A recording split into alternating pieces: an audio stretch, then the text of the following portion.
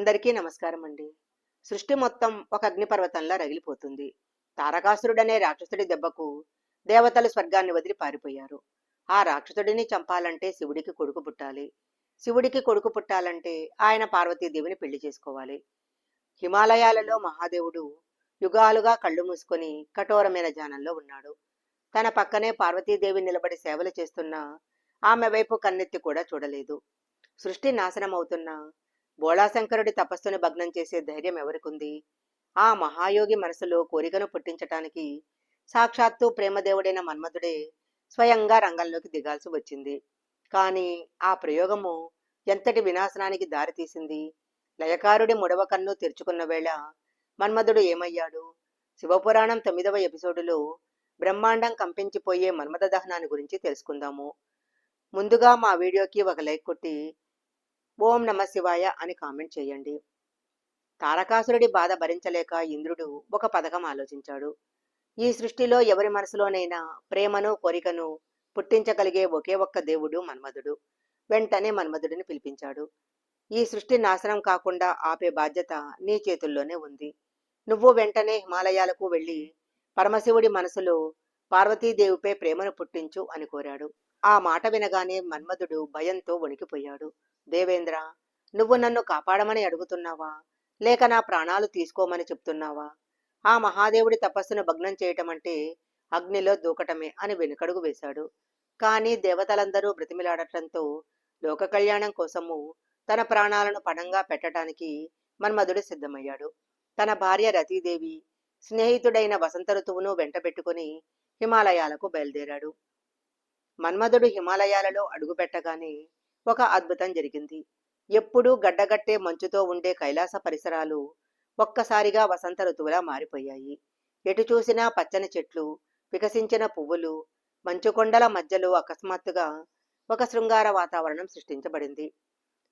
ఈ మార్పుకి సమాధ స్థితిలో ఉన్న శివుని తపస్సుకి కొద్దిగా అంతరాయం కలిగింది. సరిగ్గా అదే సమయానికి పార్వతీదేవి తామరపూల మాలను తీసుకొని శివుడి మెడలో వేయటానికి వచ్చింది. మన్మధుడికి ఇదే సరైన సమయం అనిపించింది. వెంటనే తన విల్లును ఎక్కుబెట్టాడు. శివుడికి పార్వతీదేవికి మధ్య ఆకర్షణ పుట్టించటానికి సమ్మోహనాస్త్రాన్ని వెంటనే పరమశివుడి గుండెల్లోకి వదిలాడు. మన్మధుడి బాణం సూటిగా వెళ్లి మహాదేవుడి వక్షస్థలానికి తగిలింది. వేల సంవత్సరాలుగా చలనం లేకుండా ఉన్న పరమశివుడు ఒక్కసారిగా కళ్ళు తెరిచాడు.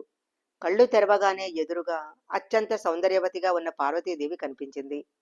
క్షణకాలం శివుని మనసు చెలించింది. వెంటనే తప్పు తెలుసుకున్న మహాయోగి ఉలిక్కిపడ్డాడు.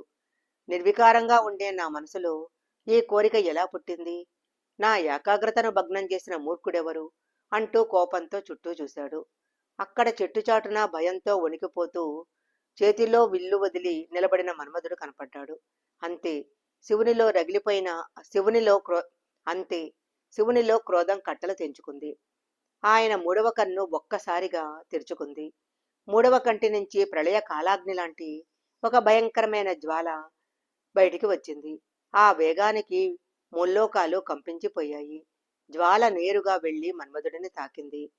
నన్ను క్షమించు మహాదేవా అని మన్మధుడు అరవకముందే సెకండ్ వ్యవధిలో ఆ ప్రేమదేవుడు బూడిద కుప్పలా మారిపోయాడు.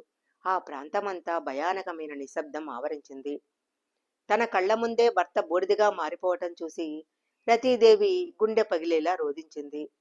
దేవతలందరూ అక్కడికి వచ్చి శివుడిని క్షమించమని వేడుకున్నారు.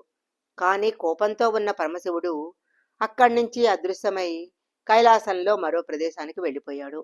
ఇదంతా చూస్తున్న పార్వతీదేవికి ఒక సత్యం బోధపడింది. ఆ మహాయోగిని తన అందంతో కానీ మన్మధుడి బాణాల వలలో కానీ వేసి దక్కించుకోలేనని అర్థమైంది. ఆయన మనసు గెలవాలంటే ఒకే ఒక మార్గం ఉంది. తను కూడా ఆయనలాగే సర్వస్వాన్ని వదిలేసి కఠోరమైన తపస్సు చేయాలి. భౌతికమైన అందాన్ని వదిలి ఆత్మ ద్వారా శివుడిని చేరుకోవాలని పార్వతీదేవి నిర్ణయించుకుంది. రాజభోగాలు వదిలేసి అడవిలోకి వెళ్లిన పార్వతీదేవి శివుడి కోసం ఎలాంటి ఘోరమైన తపస్సు చేసింది? ఆమె భక్తిని పరీక్షించటానికి పరమశివుడు ఏం చేశాడు? శివపురాణంలో అద్భుతమైన పార్వతీదేవి కఠోరమైన తపస్సు ఘట్టాన్ని తర్వాత ఎపిసోడ్లో తెలుసుకుందాము. ఈ వీడియోలో మన్మథ దహన ఘట్టం మీకు నచ్చినట్లయితే లైక్ చేయండి, షేర్ చేయండి. ఇలాంటి మరిన్ని వీడియోల కోసం మా ఛానల్ సబ్స్క్రైబ్ చేసుకోండి. పక్కనే ఉన్న బెల్ ఐకాన్ యాక్టివేషన్ చేసుకుంటే మేము పెట్టే వీడియోలన్నీ కూడా మీకు ముందుగానే నోటిఫికేషన్గా వస్తాయి.